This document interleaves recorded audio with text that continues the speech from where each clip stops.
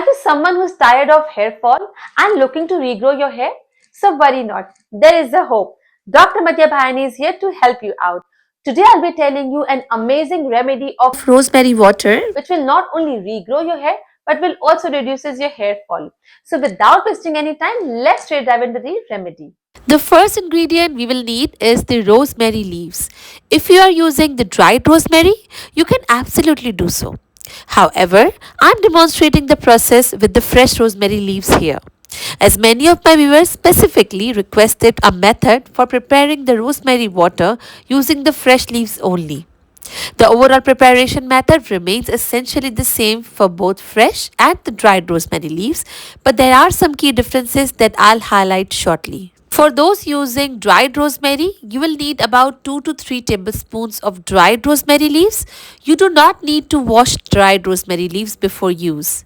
However, I'll also guide you on how to ensure that the dried rosemary you are using is of high quality and authentic. Before that, if you're opting for fresh rosemary, it is essential to wash them thoroughly to remove any dirt or contaminants.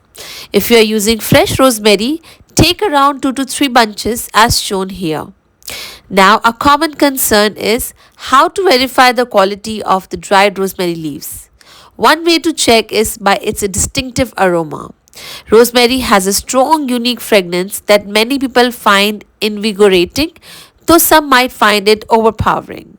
If you don't detect a noticeable smell, it could indicate that the product is not of high quality. I always recommend purchasing a small packet first to check if it suits you before committing to a larger quantity.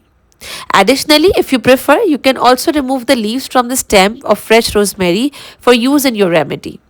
When it comes to the myths and facts about rosemary for hair care, there's quite a bit of confusion. Rosemary is often associated with causing white hair damage, drying of the hair, or hair fall after using it or after stopping its use also. But these all are only myth. It's important to remember that while rosemary is beneficial for the scalp health, it's a miracle for the hair also.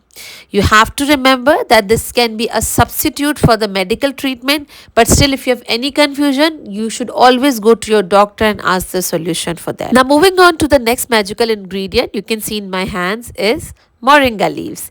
These leaves are packed with a wide array of vitamins, minerals, and proteins that are essential for strengthening your hair.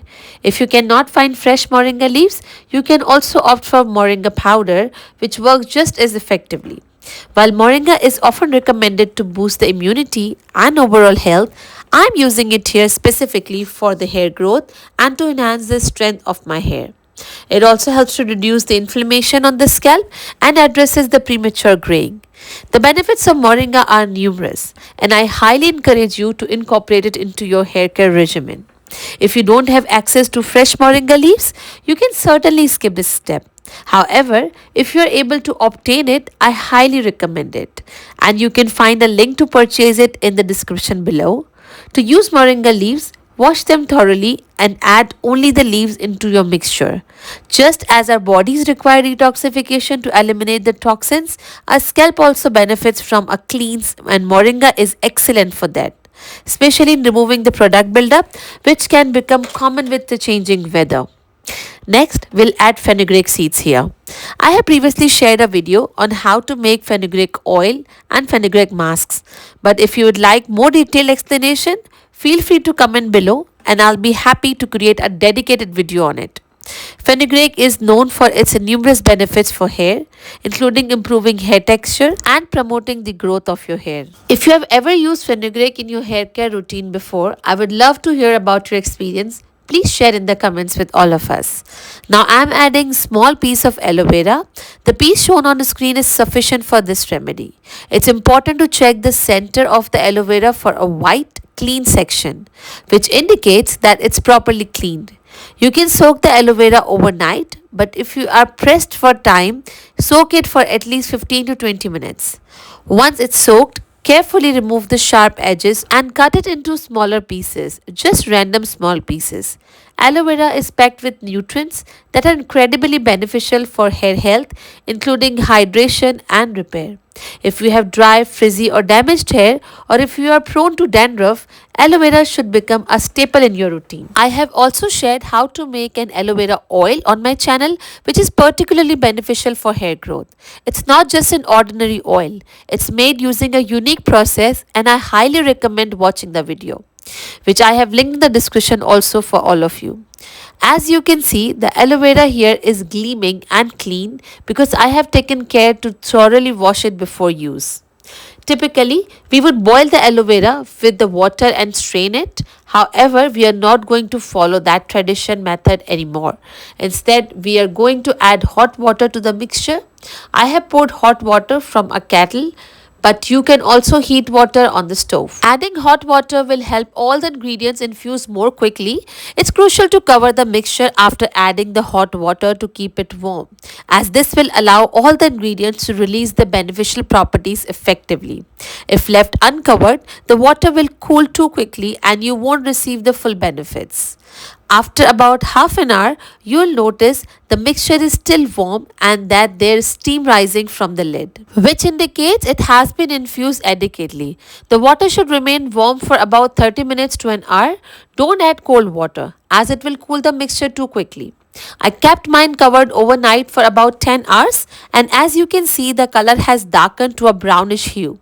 If you prefer, you can boil the mixture at this stage also, but be careful not to overheat it and lose the potency of the ingredients. Once it's ready, strain the mixture and separate the aloe vera and fenugreek seeds from the rosemary and moringa leaves. You can grind the aloe vera and fenugreek to create a nourishing hair mask. The rosemary and moringa leaves can be air dried and reused in future remedies. This way, you have created three different treatments simultaneously. Next, I am transferring the infused mixture into a spray bottle for easy application. It's essential to ensure your tools and bottles are clean to avoid contamination. Rosemary water has numerous benefits for your scalp, including stimulating the hair growth, preventing the dandruff, and improving the overall scalp health. It's a wonderful addition to any hair care routine. As you can see, when I spray it on my hand, the mixture is shiny and non-sticky, making it pleasant, easy to use treatment. You have to apply this rosemary water at least 3 to 4 times a week. Make sure to partition your hair and apply it on your scalp. Do not forget to massage it. You have to massage your scalp into circular motion to increase your blood circulation. For more potent effect, you can apply it on your scalp and your hairline too. If you are someone who is looking for increasing the potency of their hair growth, do not only apply the rosemary water but also apply rosemary oil. This is the remedy here. Tap on the screen to see that video. Also, let me know in the comments what next video you would like to see. If you're new here, subscribe to my channel and give it a thumbs up. It will motivate me. I'll see you in the next video. Till then, bye bye.